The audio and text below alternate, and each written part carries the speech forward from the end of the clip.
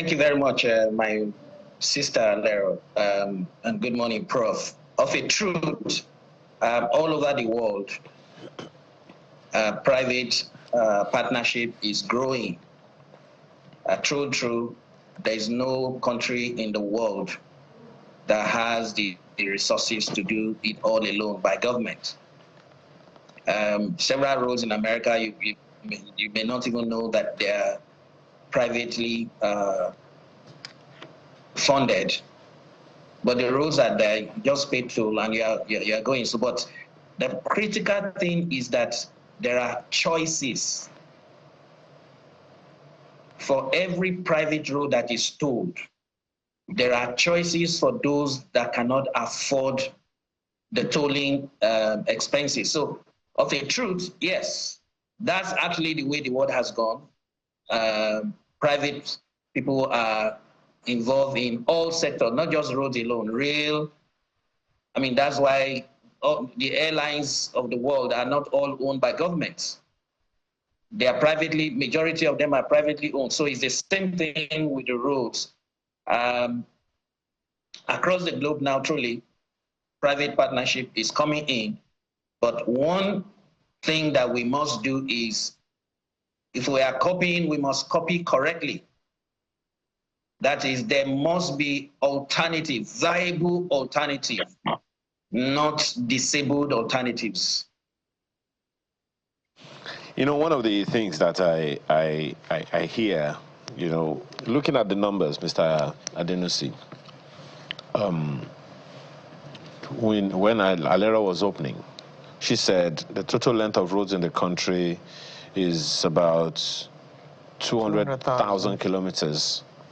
34,000 of them belong to the federal government, and the rest are owned by states and local governments. So local governments have 66% of the roads in Nigeria, and the states have 16%. Is that the reason why our roads are as deplorable as they are?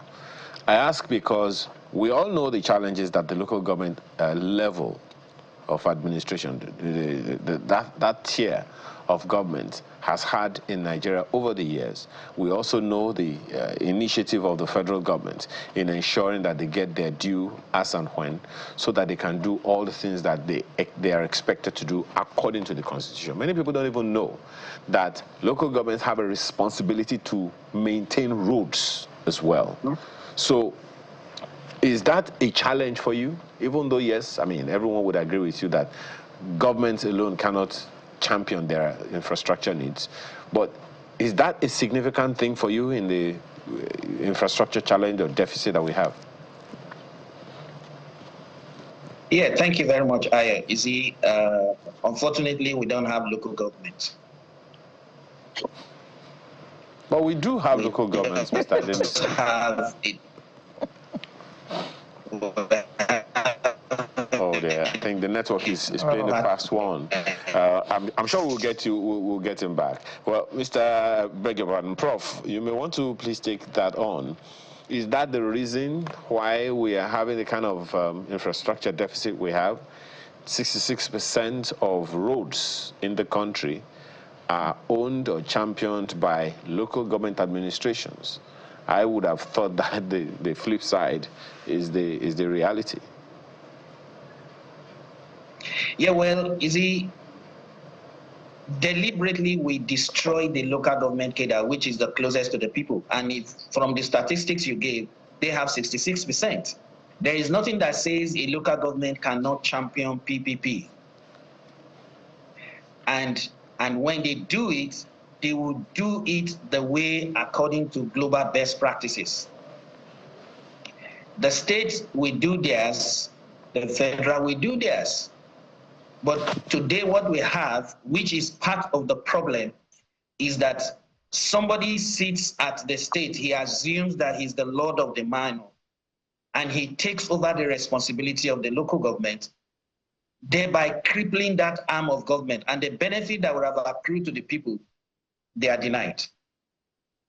So if truly we want to see things change, the current move by the president should all be embraced. The law is there, it's constitutional that there is a local government and they must be allowed. Look, most governors in the states, most state governors have violated the constitution and they deserve to be penalized for so doing. So, what do you call them? Sanitary inspectors, they are not at state level. The local government should be responsible for sanitation. And so today you see everywhere gutters are not flowing, dirt everywhere.